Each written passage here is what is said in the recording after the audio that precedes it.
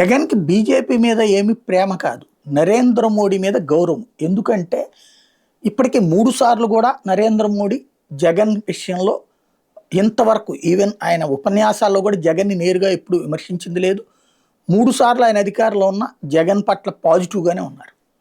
జగన్‌కి కూడా అది బాగా నచ్చింది.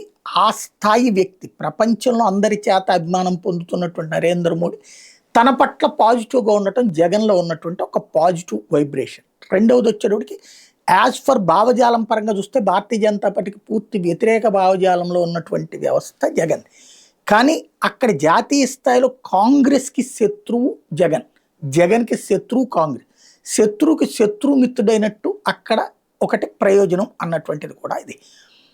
అందుకనే సైద్ధాంతిక అంశాల్లో కొంత గందరగోళం ఉంటుంది. ఇప్పుడు బీజేపీని దెబ్బ కొట్టడానికి ఆమ్ ఆద్మీ పార్టీ, కాంగ్రెస్ వీళ్ళందరూ కలిసి పెంచి పోషించి ప్రోత్సహిస్తున్నది బొద్దింకల పార్టీ. ప్రజాస్వామ్యం చచ్చిపోతే తిరగబడతారు ప్రజలు, బొద్దింకలం అవుతాం, మేమే పెద్ద బొద్దింకలం అంటూ జగన్ చేసిన స్టేట్మెంట్ ఒక ఎత్తు అయితే, ఇప్పుడు ఆ బొద్దింకల పార్టీ తాజాగా ప్రభుత్వ పాఠశాలల పరిస్థితుల గురించి దేశవ్యాప్తంగా ఉద్యమిస్తామని చెప్తున్నటువంటి వేళ వైఎస్ఆర్ కాంగ్రెస్ పార్టీ వాళ్ళు సంతోషపడుతున్నారు.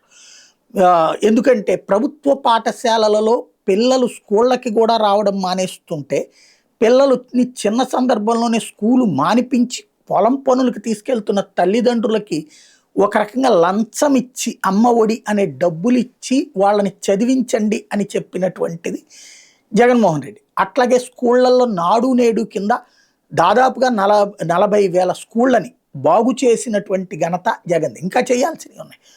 అదే సందర్భంలో అంటే కార్పొరేట్ స్కూళ్ళకి ధీటుగా అక్కడ కరికులం తీసుకురావడంతో పాటు అన్ని రకాల సదుపాయాలు తీసుకురావడం జగన్. ఆ విధంగా రాష్ట్రంలో తీసుకొచ్చాడు. ఇంకా తీసుకొద్దాం అనుకున్న టైంలో వెళ్ళిపోయాడు.